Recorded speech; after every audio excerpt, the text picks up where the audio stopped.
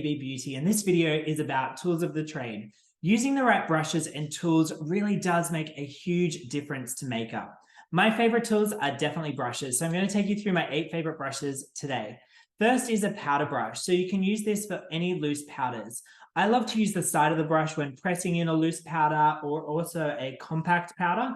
You could also change the shape of this brush for contouring. So by simply pressing into the brush, you can create a crescent moon shape. This is fabulous for shading underneath the cheekbones. Also under the nose, we could shade down either side of the nose, the forehead, and the jawline. Something else that you can do with this brush is to create a fan brush by simply pinching the brush with finger and thumb.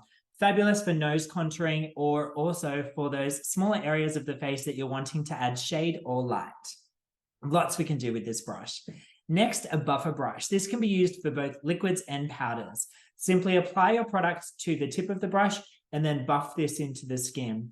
I like to use small buffing strokes to apply this rather than firm, large strokes. The smaller and the softer, the better to get a really beautiful finish. The next brush I'm going to talk to you about is an eye blend brush. So this is fabulous because it's so light and soft. So fabulous to sweep through the center of the eyes when blending shades. You can also layer or mix all your eyeshadow together, sweeping out to the side of the eye. Sometimes I'll also use this for contouring. So you could use a bronzer for a more precise nose contour. You could also use this brush for highlighter, so layering through different parts of the face, as we'll touch on in the later videos. The next brush I'd like to talk about is the eyeshadow brush, also known as appliqueur in French. And this brush is fabulous to be able to layer eyeshadow on the outer corner of the eyes, perhaps if you're going for a soft smoked eye, like we'll do in a later video. Shimmer through the middle. You could also just blend underneath the eyes with this brush. So I really find that this is an essential eyeshadow application tool. Next, we're talking about our concealer brush. And concealer brushes are a little flatter. So you'll see some of the concealer brushes that I have here.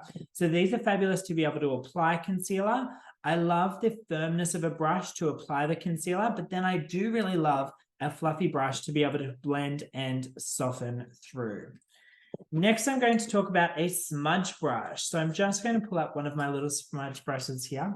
And this is fabulous for more precise work with shadow, particularly under the eyes. You could smudge out an eyeliner or an eyeshadow with this brush by simply just applying it under the eye area. We could also layer across the eyelid, and you could dampen this brush if you're looking for a more intense effect from your product. The next brush we'll talk about is an angle brush or a line brush. So you can also use this for eyeliner or for more detailed work. I love to use this brush to layer through the lashes with an eyeshadow or with an eyeliner.